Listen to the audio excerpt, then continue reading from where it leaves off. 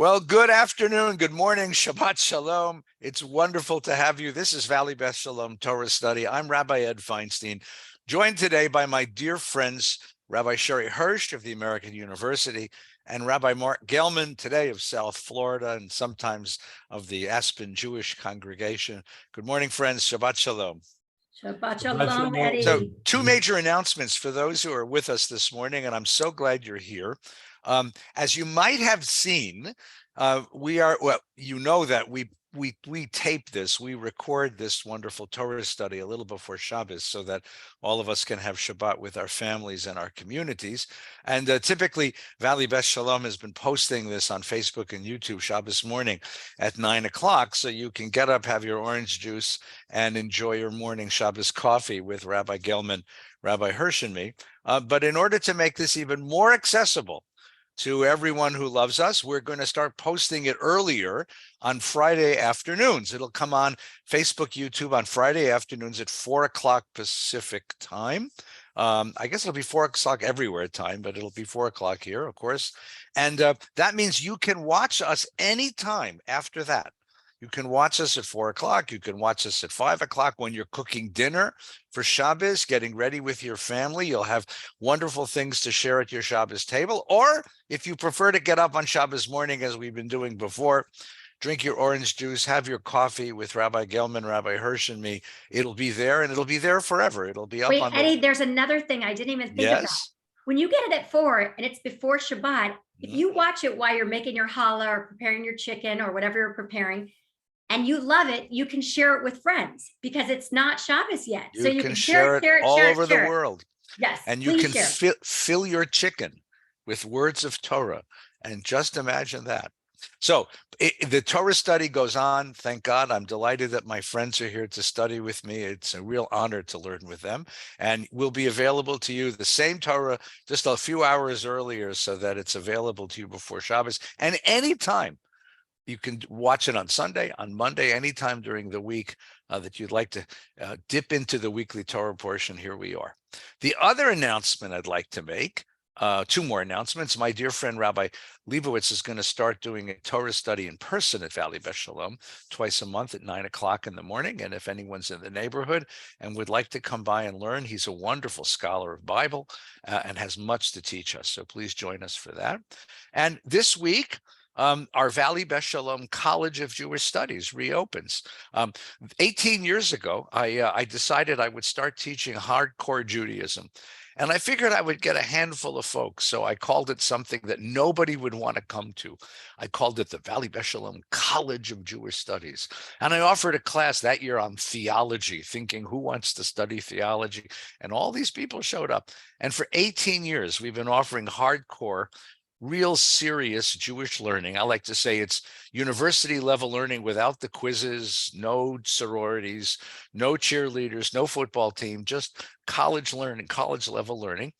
This year, I'm going to be commemorating the 50th yard site of the Jewish philosopher Abraham Joshua Heschel, who I believe is the most influential Jewish philosopher of the second half of the 20th century and of the first half of the 21st.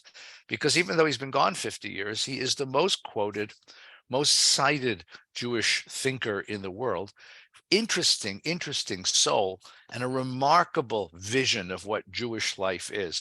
I'll be teaching on Wednesday nights at 7 p.m. In person at Valley Beth Shalom. So come and say hello. Love to have you. We have coffee, we have cookies, we have good learning. Or online, it'll be on Facebook and YouTube, and it will be archived as well. So if you don't get us on Wednesday, you can get us anytime after that. Wednesday nights at 7 o'clock at VBS and online, Facebook, YouTube, and in our archive. So please join us. Opportunities to learn Torah. Well, good morning. This morning, we opened the third Torah portion of the book of Breshit. It is Lech-Lecha. And as I pointed out last week, the book of Genesis and the Torah itself, actually, if you want to see it this way, is a drama in 3 acts.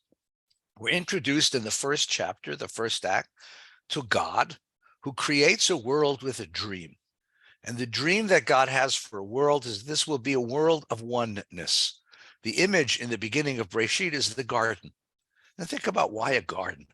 Because in a garden, everything supports everything else. Everything is symbiotic with everything else. Everything supports everything else biologically and botanically, and everything supports everything else aesthetically. It all fits together as one. And it is God's dream to share this beautiful world of oneness with a creature who is in some way godlike.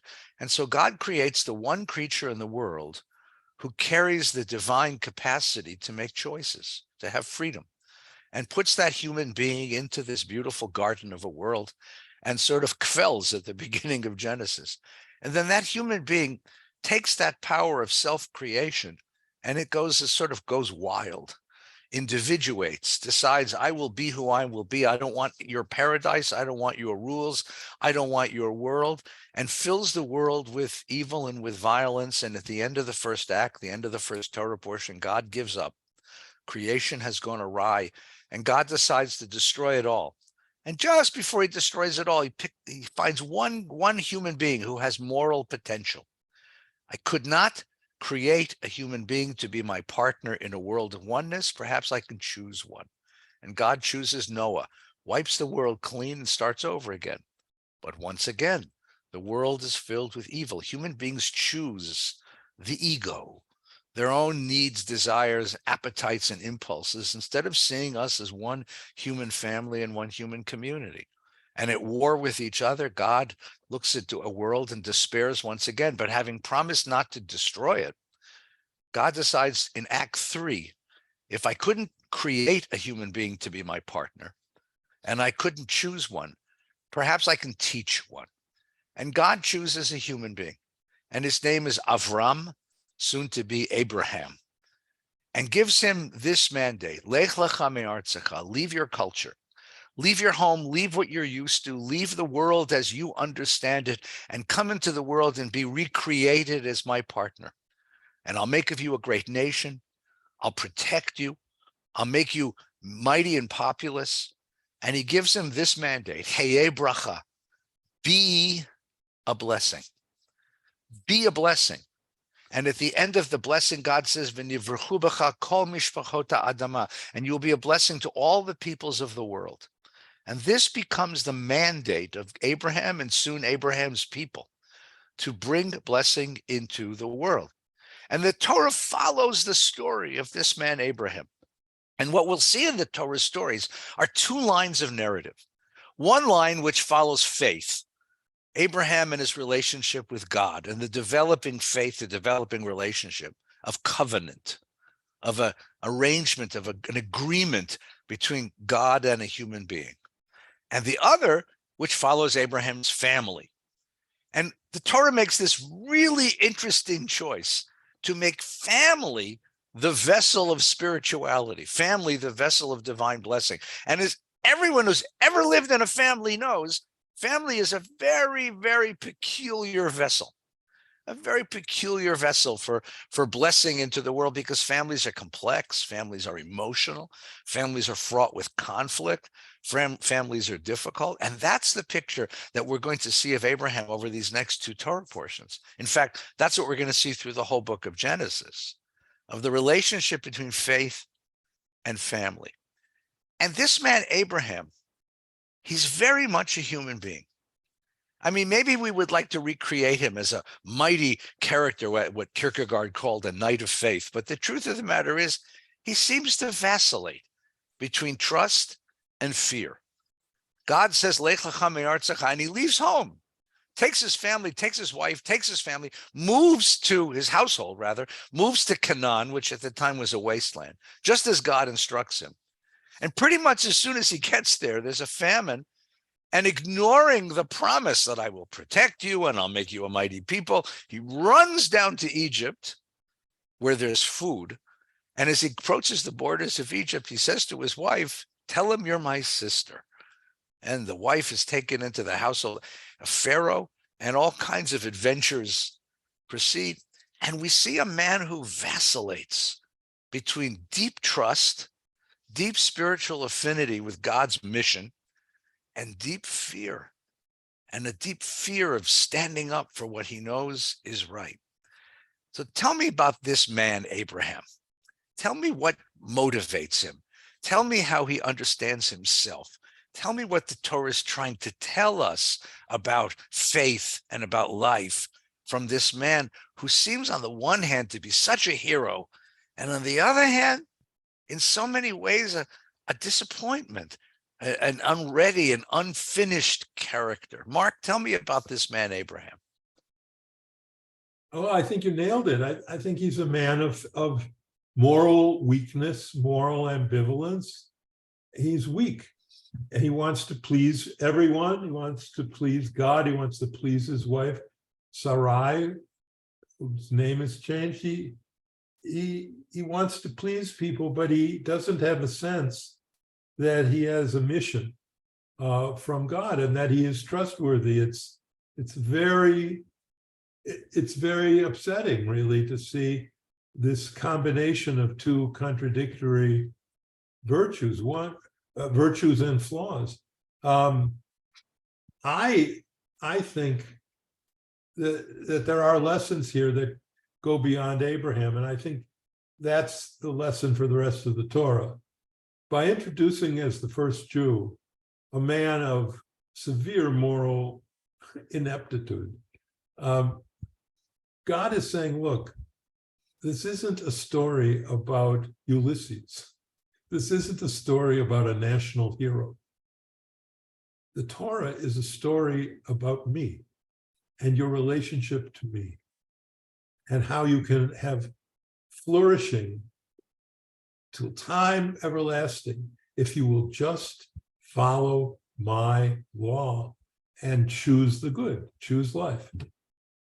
So the first lesson we hear in this, it culminates in the binding of Isaac, the single most problematic story in the Torah, because it looks like God is morally vacillating, which isn't true.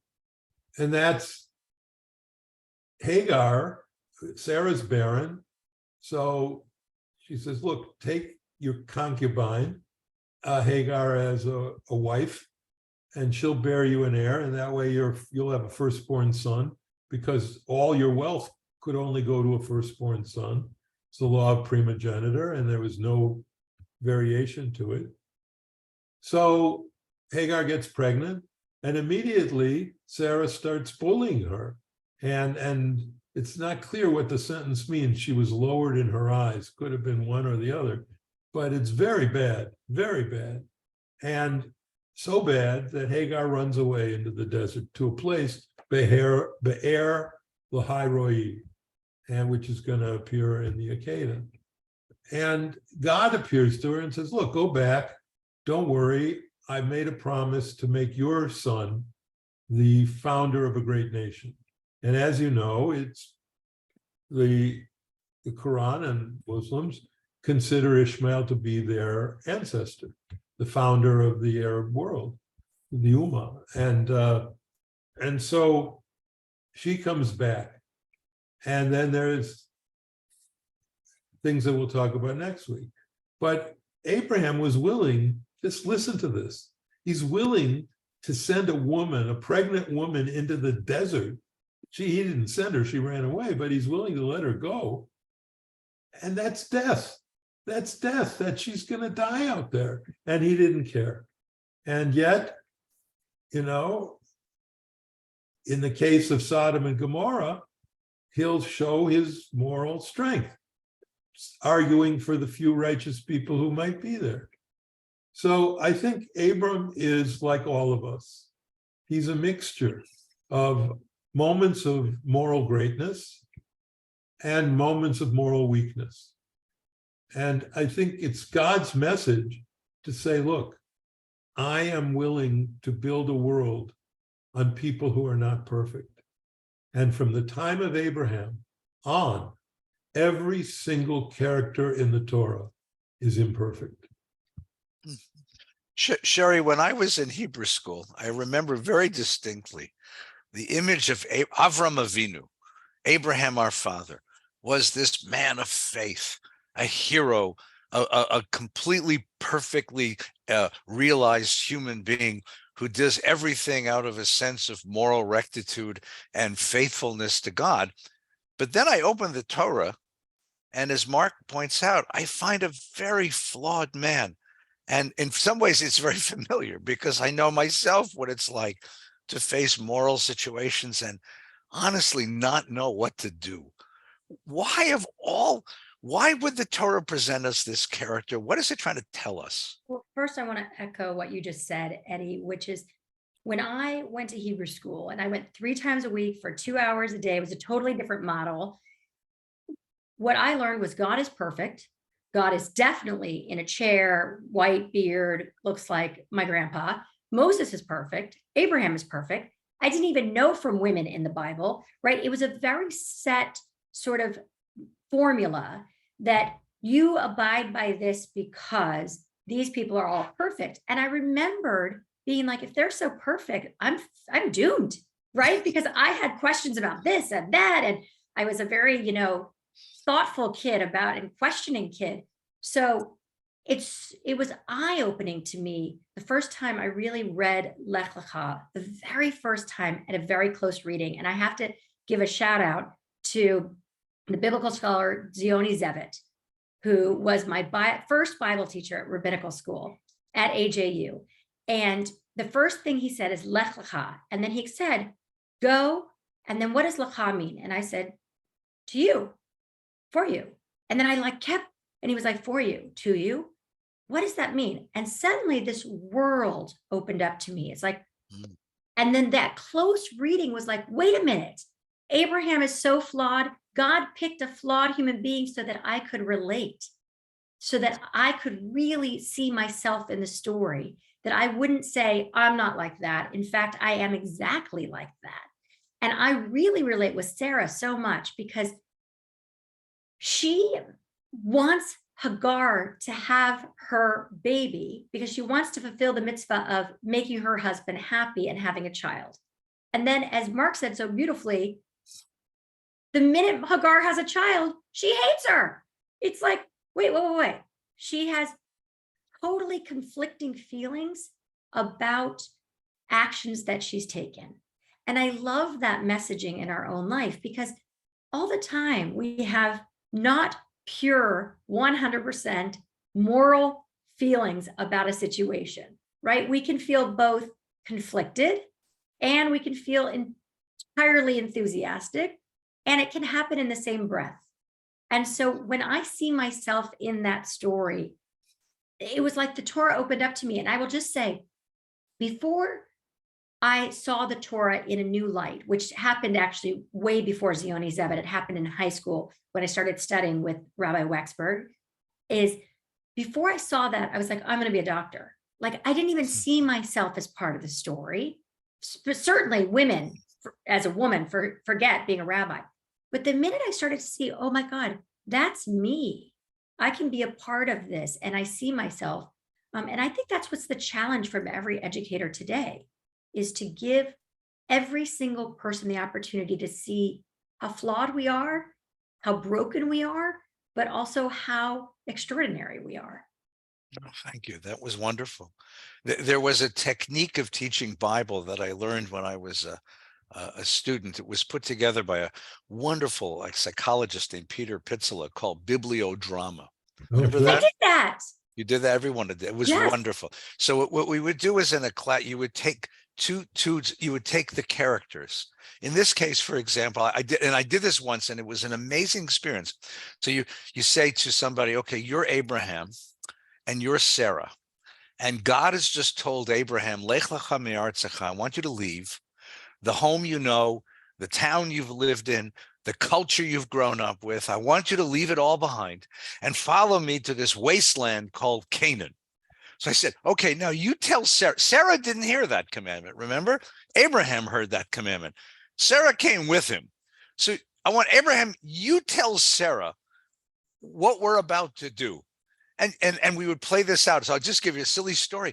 I was teaching 8th grade Bible in the day school when I first started, as I was a day school principal, and I first started. And I said, we had parents' night. And I said, let's practice. Let's try it out. And I asked one gentleman, just by random, I said, Mr. So-and-so, would you play Abraham for a moment? And Mrs. So-and-so, would you another woman, not his wife, would you play Sherre? And Abraham walks up to her and says, honey, and before he can get the next word out of his mouth, she starts screaming at him. What do you mean we're leaving home? You're schlepping me across the ocean. And it turns out that what happened was it touches something deeply inside. What do you mean we're leaving everything I know? Why do I have to follow you? Why do you get to make these decisions? Why didn't God talk to me? And there was a whole lot of marital stuff that came out that it was scary all of a sudden. It was like all of a sudden I'd found some nuclear material in my garage. These stories touch us deeply. And Sherry's pointed out something very important. Sarah doesn't have a voice. At the beginning of the story, tell me what Abraham says to Sarah. God just spoke to me, a God he's never met, a God he has no experience with, just spoke to me and said, we're moving to Canaan. And how does she follow him? And then Sarah develops a voice because she feels the deep desperation of not being able to be a mother, which in that culture was the fulfillment of her femininity, of her personality, of her life. And she doesn't do it. So she goes to the desperate straits of giving him the maid. Please don't try that at home. It was legal in that civilization. And as Sherry points out, it leads to consequences. It leads to a set of resentments. It leads to a hatred. And it sets off a pattern within the rest of the Bible. Sherry, I want you to do me a little favor. Talk to me in Sarah's voice for a minute. Honey, we're leaving home. What did she say back? Well, I always love what's called the white space in the Torah, which is there's the words, and then there's all the white space, right? All the things that are not said. And I really love that because sometimes where we cut the Parsha and then there's a blank space to go to the next Parsha, all those cuts are very interesting, right? Where there's not spokenness, where we decide to break the story, those are things that are really interesting to me. I know Sarah, given her other behaviors, that she got a mouthful when he came home. I mean, a serious mouthful. She was not a pushover, nor was she the wife to be like, oh, of course, honey, I will pack up everything and we will go. Give me just an hour, right? That is not where Sarah went. And that's why I think it's the white space, because the documentarians, the people that wrote the Torah, however you understand how it was written or written down, they didn't want to narrate that story. And I think that's also really interesting because now we get to put ourselves in that story. And I can tell you, my husband, who I love dearly, has come home with some fakakta ideas. And it wasn't like, oh my God, sweetheart, that's such a good idea. I'm with you. It's been like, break it down for me. Let's hear how this goes down, right? And that's all the white space there for Sarah. Marc, I want you to I want you to come to Canaan and experience the famine. And I want you to experience the contradiction between a God who just told you that you will be great and populous and powerful, and you come to the land where the God tells you to be, and there isn't enough to eat. And how do you it's a classic problem of ruchnius and gashmius, right? It's the spirit against the body. And you're responsible not just for your wife, you're responsible for a whole household, a whole retinue, a whole tribe. How does he make this decision? How does Abraham make decisions? Well, I think it comes down to the understanding of how the spiritual life begins. The spiritual life always begins the way it began for Abraham. It's always the same. I've never met anyone who's come to faith, to come to a deep and what I call thick Judaism or Christianity or Buddhism or Hinduism. Never met anyone who didn't have the experience of leaving home. There is at the beginning of the spiritual life a necessary disconnect, a divorcement between your new understanding of the spiritual needs of your soul and the place you've been brought up. And you realize, I have to go to another place. And that other place, both spiritually and physically, that other place could be physically challenging, but it's going to be spiritually ennobling. It's going to be a journey that will take me to a higher understanding of what I really am and what God wants me to do. So that's the first piece of it. It starts with a break, are you saying? Is that the spiritual life begins with a break from what you were and who you were before? Absolutely. Even if you had a loving family, your parents, you love them, and you grew up in a loving, warm home, even so, you have got to say, I'm not just going to recreate what I had as a kid. I can't, because that's what they created. I don't need to imitate. The spiritual life, if it's authentic, cannot be an imitation of something that went before you. It has to be, one way or another, your decision, your creation. And so that means, you reach a point, that all of us do, where you don't see your mommy and your daddy the way you did as a kid, as perfect beings who took care of you. You see them as human beings with their warts and their virtues. And you begin to say, there was a piece of what they taught me that I can't continue. I'll give you one very difficult example. I loved my grandma Sarah. She was married to my grandpa Lipa, who was the zookeeper and taught me to love animals and eventually write about them in my midrashim. I loved her. She taught me to cook. And we would sit and talk. And she would include in her conversations with me references that were racist. She would talk about Black people as there was an S word. I don't even like saying it. And she would say that to me. And when I was eating her chicken soup, I was also eating her racism. And I love her now as much as I ever did, but I had to come in my life to a point at which my spiritual journey would not drink her racism with the chicken soup. And it was very difficult because of how much I loved her and how much she was nurturing to me. And so I think that's part of it. It's get away, because the command to Abram, let's not forget, isn't just Lech-Lecha me'artzecha, it's mi moladetcha umi beit avicha. Go out of your land and your culture and your father's house. So the spiritual life always begins with a break. Let me push you just for a second. He's 75 years old when this happens, which would indicate that your thesis is even deeper than you said, because it's not just that when you're some young person, you're leaving home and starting your, going down the road less traveled.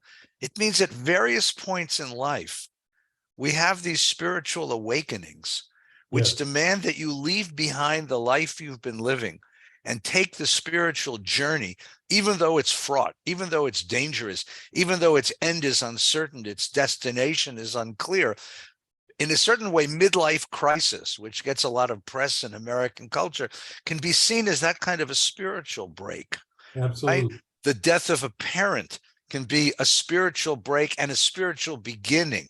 The birth of a child can be the death of what you were before in the beginning. So this is what you're describing is a process of spiritual maturation built on breaks and new beginnings. But the key, the engine of it, is the question, what does God want me to do? And if that's cut, if you don't believe in God, or you haven't been offered the opportunity to believe in God beyond what Sherre wonderfully said is, the old guy on the chair in the clouds. If you haven't ever gotten to a place where you can embrace your understanding of God, then the question goes away and your spiritual life withers and dies. The only question that gives it force and generates power and change and what Hegel would call the dialectic in your life, the only thing that does it is the question, what does God want me to do? Sherre, let me ask you to reflect on that, but partly from your own experience, but even more, you're raising, a house full of really interesting children. I'm laughing. Interesting is one word for it. I love them. But I love them too, but they are. Do you see this process in their lives, this breaking away as a way of finding who I am and what God intends me to do? 1000%. I mean, this is their individuation, and this is what's supposed to happen in their teen years. It's that what's so confusing to us parents is that their methodology of individuation is so different from our methodology of individuation, right? When I was a kid, the way you individuated is you went to parties, you stayed out late, you broke curfew.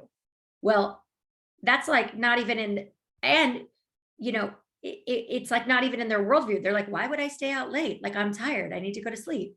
Like, their individuation is like, am I a boy? Am I a girl? Or should you just not classify me, right? So I couldn't even imagine the way they would individuate from my experience. And I think that's what's more challenging. I think it's healthy to individuate. I think that's how you forge your own relationship with God. You don't want your kids living with you when you're 40, or maybe you do, but I don't. And so this is just part of it. But I think what's hard is we don't necessarily understand the process and the methodology that's involved in it. And at the end of this Parsha,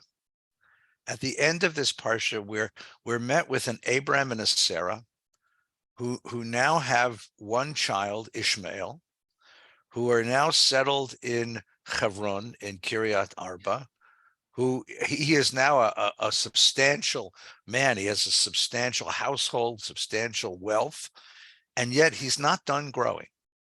He's not, because the next Parsha is going to begin when 3 angels show up on his doorstep, having been given the mitzvah of circumcision, so that he will bear the mark of covenant on his body. 3 angels begin, and the process of spiritual maturation is going to continue. Spiritual challenge is going to continue. And as Marc says, it's going to culminate in the crisis of the Akedah, the crisis of the sacrifice of Isaac, the sacrifice of a child. So we're going to watch this character develop. But today we're introduced to this very complicated, very interesting, very, very deep portrait of an Abraham character. Marc. Yeah, there's one other element I want to add in to the spiritual journey and to Abram's journey, and why I think this Parsha is just a perfect description of what Sartre called in each man we can see all of man. So it's us in Abraham in that way, and that is that in chapter 14 there's this strange thing with the kings fighting and an encounter between Abram and a priest of some other religion called Melchizedek. And Melchizedek was the priest of the El Elyon, the God of the Most High. Not Judaism, but something maybe on the periphery, maybe monotheistic, we have no idea. But the point is, his contact with Melchizedek teaches Abram about blessings, about how they should be given, about sacrificing. The rabbis in the Midrash say, Melchizedek had the Baruch Atah Adonai, and they taught him all the phrasings of the brachas. And what I learned from that, and what I think we should all learn in the spiritual journey, and sadly, I think many of us do not learn, is that our spiritual journey must include other faiths and what they are learning about God. It's sort of like you're climbing a mountain, and there's many paths up the mountain, and the other religions are the other paths up the mountain. And the idea of trying to climb a mountain only on your path and never asking another climber, what are you learning as you're climbing? What's the best path according to you to get to the top? That's ridiculous. Of course you'd ask them. And of course, and from my spiritual journey, my contact with Buddhism in my doctoral work and my contact with Christianity and my work with Tom Hartman, both taught me enormous things about God and about the spiritual life that I had not, and I don't think I could have, learned from Judaism. So there's that element of the spiritual journey as well, that God gave us, I think, the truth about life. That's why I'm a rabbi. That's why I'm Jewish. But God didn't give us all the truth. That's ridiculous. The idea that God would give us all the truth is what I hate most about fundamentalists. They say, oh yeah, I got everything, you got nothing. That's silly. The idea is God gave pieces of the truth to all the different religions of the world, and it's our task to learn about them and to see what truth they can teach us. Not truths that violate our central principles, but truths that ennoble and expand and thicken and enrich our own virtues. I mean, there are many rabbis now whose lives include meditation, and that would never have occurred if it weren't for Hinduism and Buddhism. There are many, there is one rabbi in America, that's all there is, but just there's one who speaks about how death is not the end of us. And that would never have happened. That would never have happened if it weren't for my exposure to the role of heaven in Christian theology, which of course began with Olam Haba, the world to come, in Jewish theology. So that piece of the journey also needs to be mentioned. And Abraham's courage to learn from Melchizedek is sort of a premonition of how we can learn from all the religions in the world. That's beautiful. Thank you. I have a very, very dear Christian friend, had a long time, and I asked him once, like, what he's most proud of in the church that he shares with his congregation, his community, and he says, "I'm so proud of the spirit of tranquility that we hear in our church, and serenity." He says, after such a noisy week, to come to worship on Sunday morning and to hear a quiet voice, a quiet tranquility. And I got to tell you that I'm a little jealous. Yes. Because first of all, I don't think tranquility is a Jewish value. No. And I have never felt tranquil in shul, except if I'm asleep, which happens occasionally. But you open Torah, and what do you see? Here's a man who is ripped out of his life, in conflict with his wife over how they're going to get a kid, who's going to be the heir of the family. He's fighting wars against kings. It's not tranquil at all. It so much reflects, I think Sherre said this so beautifully, it so much reflects our lives, because if you're looking for tranquility, it's a great escape from the life that I lead, but it's not a reflection of the truth of my being. The truth of my being is a lot of worry and a lot of conflict and a lot of ambivalence and a lot of vacillation and a lot of uncertainty. And somehow the Torah says, out of all of that, you're going to find your way, because God is not going to abandon you through that experience. And that, to me, is the great gift of this Torah portion. So I wish you all a very tranquil Shabbos, at least a moment or two of tranquility, and then open the Torah and enjoy the ride and find yourself in this Torah portion. Thank you to Rabbi Gellman. Thank you to Rabbi Hirsch. Thank you to everyone who's joined us. Please be reminded that Torah study is going to be posted beginning on Friday afternoons at 4:00. You can find us and you can watch us anytime Shabbos that you want. Just put in Valley Beth Shalom on your YouTube screen or your Facebook, and you'll find us. We'll be right there. Or you can hit the button on the VBS website, the VBS email about what's happening this Shabbat. As well, Wednesday evening at 7 o'clock Pacific time, we're going to begin our study of the philosophy of Abraham Joshua Heschel. Have a good Shabbos, everyone. Stay well. Shabbos, good Shabbos. Shabbos.